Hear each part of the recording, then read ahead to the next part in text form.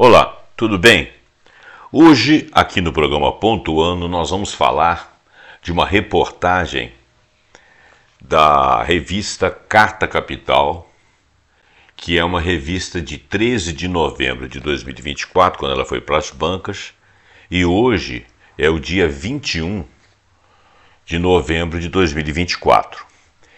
E a reportagem de capa fala sobre a questão da meritocracia, dos influencers e do chamado empreendedorismo. O título da reportagem é Pirâmide da Meritocracia. Não é o título aqui do nosso podcast vídeo, porque esse título aqui, Pirâmide da Meritocracia, ele não tem muito significado. Numa revista, a maneira como ela é apresentada, com a capa e tal, ela chama atenção, mas no vídeo não chama muita atenção, então eu bolei outro nome. Mas vamos à reportagem, porque ela é um pouco longa, e eu não gostaria de demorar demais, né, para que nós possamos ter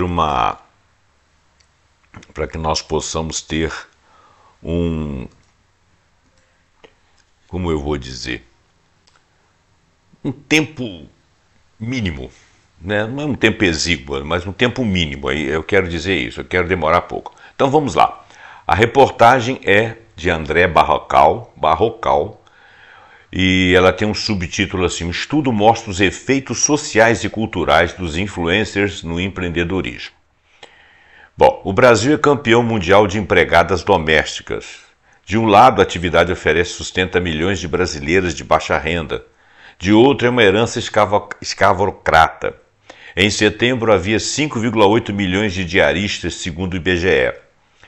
3 em cada 4 trabalhadoras trabalhavam sem carteira assinada. O ganho médio da categoria é inferior ao salário mínimo, mais ou menos em torno de 1,2 mil reais por mês. Compreensível que muitas tentem melhorar de vida ao se apresentarem com mais do que uma doméstica. Elas chamam-se de personal cleaner ou limpador pessoal, em tradução literal. É o caso de Adriana Serrana, de São Paulo, e de Simone Lima, do Rio de Janeiro. As duas oferecem seus serviços no Instagram. A Adriana tem 2.119 seguidores e a Simone 456 seguidores. Se você procura a qualidade, é só me chamar. Agora, se procura a quantidade, vai procurar outra. Eu sei o que eu entrego, o meu serviço tem valor e não preço, diz a Adriana em uma publicação. Em um post, Simone conta que emprega multiuso com diluição e rodo limpa-vidros, e levar o propósito do kit de limpeza para a faxina faz parte da tentativa de valorizar-se enquanto personal cleaner, assim como a propaganda de que não oferece uma mera limpeza, mas uma ergonomia, o arranjo de um ambiente de modo a proporcionar mais bem-estar e conforto a quem o frequenta. É uma visão inteligente, na realidade elas estão funcionando aqui como diaristas, né? Mas que não deixa de ser um trabalho de cunho doméstico. A dupla personal cleaner, que é um nome bonito, né, ilustra o papel crescente das redes sociais no mercado de trabalho e no avanço do empreendedorismo, o chamado empreendedorismo. Um estudo desenvolvido por uma equipe liderada pela antropóloga gaúcha Rosana Pinheiro Machado, professora da Universidade College de Dublin, na Irlanda, identificou uma migração em massa para as redes sociais, em especial o Instagram, algo acelerado pela pandemia do coronavírus de 2020. Essa mudança para o empreendedorismo digital é um fenômeno relativamente novo que está remodelando drasticamente tanto os setores formais quanto os informais de trabalho, conclui o estudo. Há uma reestruturação sem precedentes e profunda das dinâmicas laborais no Brasil. Um estudo que deve ser publicado neste mês com o título Mídias Sociais como Plataforma de Trabalho Digital, traz sugestões de políticas públicas. O motivo é a constatação de que há perigos sociais, psicológicos e políticos decorrentes da plataformização do trabalho. Entre os riscos estão as aspirações irrealistas, potencial frustração por quem mergulha no Instagram com a esperança de ficar rico da noite para o dia. Os pesquisadores montaram uma base de dados com 1 milhão de perfis no Instagram, criados por aspirantes a empreendedores, gente com no máximo 5 mil seguidores, e que trabalha com revenda de produtos fitness e bem-estar, venda de comida, sanduíches, salgados, bolos e doces, pequenos varejos com roupas e eletrônicos, artesanato, beleza como unhas, cabelos, maquiagem, limpeza de aristas e empreendedoras, que é uma empregada doméstica disfarçada de certa forma. De representantes desse público, os pesquisadores ouviram vários relatos decepcionados com a estagnação na vida, com o sucesso não alcançado. Essas pessoas não têm uma formalidade de trabalho, elas provavelmente, elas não sendo circunscritas à CLT, o emprego formal, elas não têm as benesses dos direitos trabalhistas. De qualquer forma, elas estão trabalhando informalmente. Então, será que elas pagam o seu INSS, se isso aí é custoso para elas? É uma massa de pessoas que não estão desempregadas, porque estão empreendendo alguma coisa, estão empresariando alguma coisa, minimamente, mas funciona assim como um camelô melhorado. As redes digitais, elas favoreceram esse tipo de mostra, mas ela não dá um escalonamento, isso aí não permite que a pessoa... Não é como se você tivesse um comércio estabelecido numa esquina com produtos necessários, ou um trabalho formalizado dentro de um local em que você tivesse visibilidade e pessoas contratadas, horários contratados para trabalhar, a maneira me faltou a palavra aqui, um profissional liberal, essa é a palavra. Bom, vamos continuar aqui. Essa massa de 1 milhão de perfis constitui o que o estudo classifica de base da pirâmide. Dados do IBGE permitem uma ideia sobre esse público. Nos levantamentos mensais feitos pelo Instituto sobre o Mercado de Trabalho, um dos grupos descritos é o trabalhador por conta própria. Trata-se da descrição do Instituto de, entre aspas, pessoa que trabalha explorando seu próprio empreendimento, sozinha ou com sócio, sem ter empregados e contando ou não com a ajuda de um trabalhador familiar auxiliar. Em setembro último, dado disponível, havia 25,3 milhões de brasileiros nessa situação. Quer dizer, 1 milhão de perfis não estão atendendo 25,3 milhões de brasileiros nessa situação. De alguma forma, eles fazem publicidade. É como se cada um em cada 4 trabalhadores se virasse por sua própria conta. A grande maioria, 74%, ou 18,9 milhões, é dos informais, não possuem um CNPJ. A renda média desse trabalhador por conta própria é de R$ 2,6 mil por mês, o equivalente a 83% da média geral de quem tem alguma ocupação. Sem CNPJ é ainda pior, 1,9 mil ou 63% da média geral. Enquanto a base da pirâmide empreendedora no Instagram se frustra, sucesso e riqueza ficam no topo, o que não surpreende, dada a histórica desigualdade aqui no Brasil. Recorde-se que em 2019 a ONU apontou o Brasil como vice-campeão mundial de concentração de renda. É muita coisa, né? Vice-campeã. Tem uma campeã aí. Nos 1% mais ricos, atrás apenas do Catar. Então, olha bem, a ONU apontou o Brasil como vice-campeão mundial da concentração de renda nos 1% mais rico e fica apenas atrás do Catar. Quer dizer, a desigualdade nossa aqui é muito grande. O Catar é um país muito rico com uma desigualdade muito alta. A pirâmide do empreendedorismo meritocrático funciona mais ou menos assim.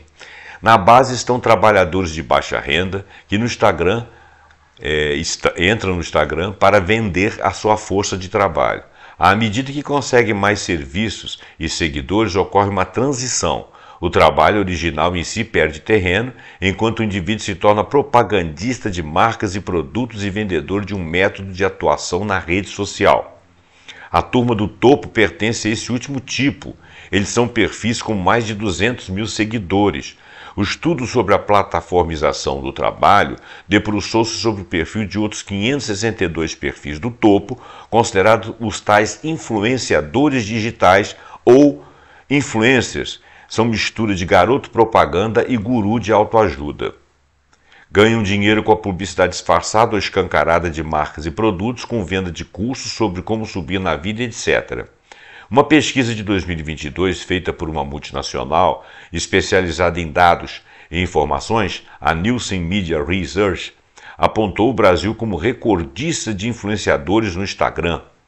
10,5 milhões, o tamanho da população de Portugal. Quando o YouTube e o TikTok entravam na conta, eram 13 milhões de influencers, e aí o país era semelhante à medalha de bronze na categoria.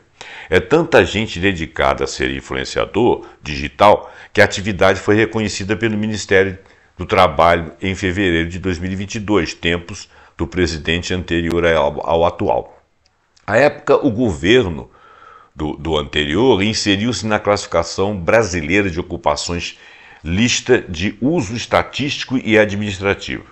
Logo após a inserção, pipocaram no Congresso projetos destinados a dar um passo além e regulamentar a profissão, ou seja, estabelecer direitos e obrigações. A iniciativa é apoiada pela, digamos, categoria, a julgar por uma pesquisa deste ano feita por uma empresa que atua no ramo de marketing digital, a Influencing.me. Por esse levantamento, 96% dos influenciadores entrevistados consideram que exercem uma profissão e 80% que ela merece regulamentação. Todos os projetos existentes na Câmara dos Deputados estão na Comissão de Trabalho, aos cuidados de Clodoaldo Magalhães, do PV de Pernambuco. São bastante similares. Descrevem o que é um influenciador digital, definem comportamentos a serem seguidos, atitude ética, respeito à privacidade, à honra de terceiros, respeito a direitos autorais, e proíbe outros perseguir ou discriminar por motivos políticos, religiosos, raciais e de gênero. Um dos projetos de autoria de Rafael Prudente, do MDB do Distrito Federal, trata especificamente do criador de conteúdo e é o mais detalhado. Para exercer a atividade, define a proposta: o criador precisa ter mais de 16 anos, CPF e regularidade fiscal, estará sujeito a processo civil e criminal, caso provoque danos a terceiros, e deve respeitar as normas de conduta ética e moral. Ética não é o forte do topo da pirâmide empreendedora no Instagram. Aqueles 562 perfis examinados por Rosana Pinheiro Machado e sua equipe. O ecossistema do empreendedorismo digital é dominado por um pequeno grupo de influenciadores conectados em rede que controlam o mercado e muitas vezes se envolvem em práticas antiéticas, afirma o estudo. Essa é uma rede que faz do Brasil um caso único no mundo na avaliação da antropóloga. Influenciadores muitas vezes produzem postagens de ética questionáveis, seja por disfarçar a intenção de venda, por promessas irreais de enriquecimento ou por textos publicitários que apelam para o medo, a vergonha e a culpa, prossegue o documento. Joel J., de 43 anos, foi nadador e hoje é um dos maiores influencers do Instagram. Seu perfil tem 5,5 milhões de seguidores. Ele quase foi um dos padrinhos da delegação brasileira que disputou a Olimpíada de Paris nesse ano. Havia sido convidado pelo Comitê Olímpico Brasileiro, chamado COB, mas desistiu após ter recebido muitas críticas por se apresentar como um atleta de um nível que ele jamais alcançou de fato. Foi chamado de charlatão, inclusive.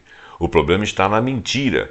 Não existe problema algum em não ter chegado à seleção olímpica de natação ou não ser atleta de ponta. A questão aqui é que esse cidadão vende aquilo que não foi. E vou além. Ele não é psicólogo, declarou publicamente Joana Maranhão, uma das mais celebradas nadadoras do país, 5º lugar em uma das provas das Olimpíadas de 2004 em Atenas. Bettina Rudolph é outro caso de ética duvidosa, ao menos no mês passado. Aos 27 anos, ela possui 1,2 milhões de seguidores no Instagram, gosta de riqueza de ostentação, uma das marcas dos influencers brasileiros no Instagram, atitude que contribui para criar ilusões na base da pirâmide. Se os de cima estão ali naquela rede, perto deles, fazendo propaganda e enriquecendo e mostrando essa riqueza, os de baixo ficam achando que basta esforço e empreendedorismo e boa vontade. E não é bem assim. Gastei R$23 mil em vinho, publicou ela numa rede recentemente. O que alguns chamam de ganância eu chamo de não aceitar viver na mediocridade, dizia em outro post. A tal Betina ficou famosa em 2019 como estrela de um vídeo de uma dessas empresas do dito mercado, a Empíricos. Nele, dizia ter acumulado mais de R$1 milhão em 3 anos, com um investimento inicial de somente 1,5 mil. Não sei se vocês se lembram desse caso, uma mentira deslavada. O Procon pediu à polícia uma investigação criminal contra Empíricos por propaganda enganosa. Algum tempo depois, Betina gravaria outro vídeo para pedir desculpas pelo vídeo anterior. Caso contrário, ela seria processada. O topo da pirâmide empreendedora e meritocrática no Instagram é dominado por uma visão política de extrema-direita. Segundo o estudo a respeito da plataformização do trabalho, 87% dos influencers professam ideias de gênero. 2 exemplos citados no documento: hiperindividualismo e crença generalizada em uma forma distorcida de meritocracia. Significa que os influenciadores ignoram que os seguidores vivem em sociedades e experimentam problemas comuns que requerem soluções coletivas. Se o indivíduo enfrenta dificuldade, é culpa dele e só dele, e para contorná-la só cabe a ele, coitado. Qual seria o motivo desse domínio da extrema-direita? Os que chegaram primeiro ao Instagram constituíram um campo, que é o campo, por exemplo, do chamado Pablo Marçal. Esse Pablo Marçal, ele foi candidato a prefeito de São Paulo em outubro pelo Nanico PRTB. Ficou apenas 57 mil votos de ir para o segundo turno, o que é muita coisa para quem seria, em tese, um ilustre desconhecido, principalmente como político. Em uma cidade, como a de São Paulo, de 11 milhões de moradores. Logo à sua frente, Guilherme Boulos, do PSOL. O que se vê no Instagram, enquanto o ecossistema dominado pela extrema-direita, sugere que era impossível Boulos conquistar eleitores de Marçal no duelo final, contra o prefeito Ricardo Nunes, do MDB. Nem mesmo a live da qual o deputado participou como coach em 25 de outubro, antevéspera do pleito, tinha condições de virar esse jogo.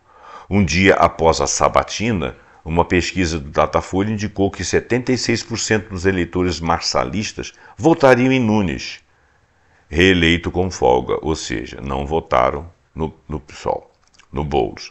No dia do anúncio do vencedor da eleição dos Estados Unidos, a quarta-feira, dia 6, o Wendel Carvalho, um dos maiores influenciadores digitais do Brasil, com 9,2 milhões de seguidores no Instagram, escreveu na rede social: Donald Trump é eleito presidente dos Estados Unidos. É companheiro,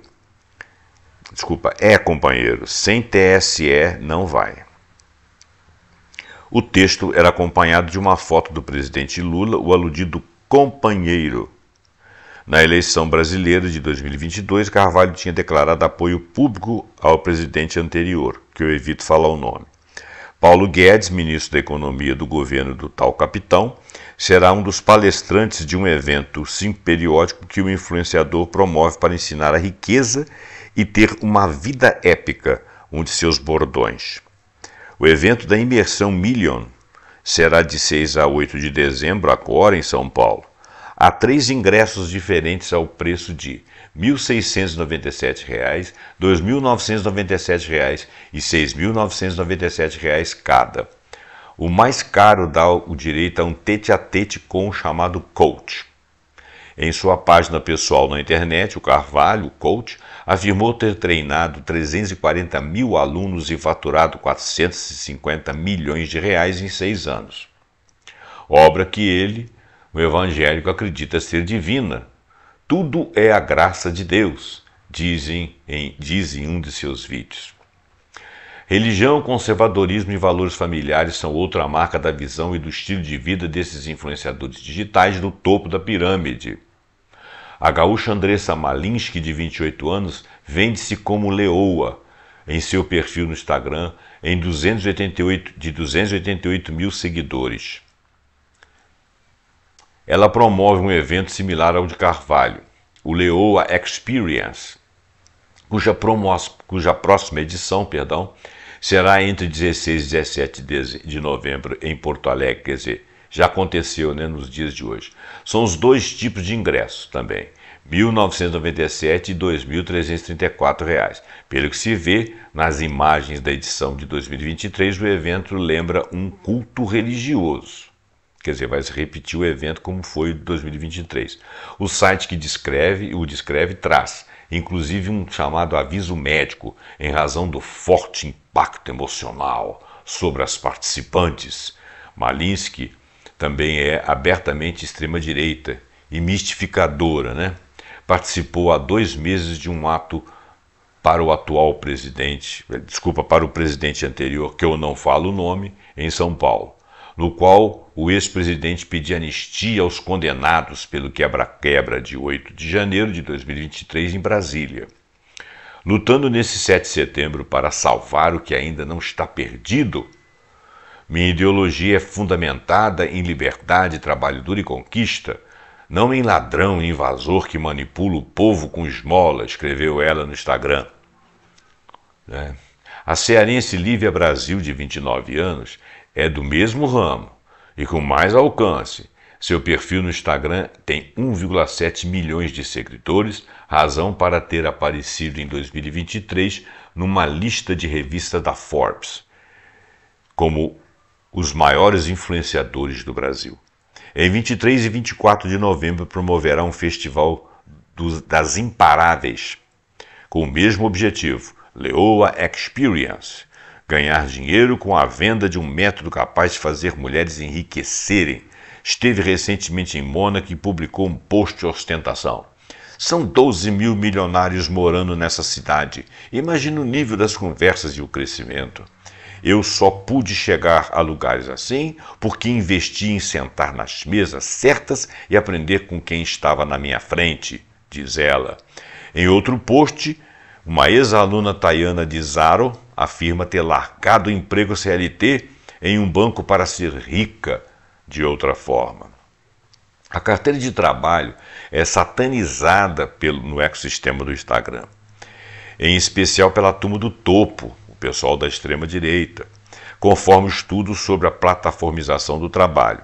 O mundo do marketing digital reforça uma perspectiva na qual o emprego formal, ou seja, aquele da CLT, é associado à vergonha, à pobreza, à monotonia, nota o documento. Nunca é associado a direitos. Influenciadores frequentemente defendem o empreendedorismo e o trabalho autônomo como alternativas superiores, reforçando a ideia de que as proteções trabalhistas formais são desnecessárias, o que desestimula esforços coletivos para melhorar os direitos e as condições dos trabalhadores, ou seja, deles próprios. O sentimento anti-CLT, propalado pelos influencers digitais, colide com a visão majoritária dos trabalhadores por conta própria. Colide, bate de frente. No início do ano, o IBRE, o Instituto Brasileiro de Economia da Fundação Getúlio Vargas, fez uma pesquisa com quem trabalha por conta própria. A ONU tem defendido que estatísticas melhores podem gerar ou aperfeiçoar políticas públicas de apoio. De 1.108 entrevistados, 66% disseram que ter incerteza todo mês quanto à renda que vão obter. Isso é claro. Enquanto 45% entraram nessa situação por necessidade, sem alternativa, porque não tinha opção. Mais de 67% gostariam sim de trabalhar com carteira profissional assinada, índice que aumenta quanto menor é a renda mensal do entrevistado, e 75% entre quem ganha até um salário mínimo. Quer dizer, são pessoas que ganham mal.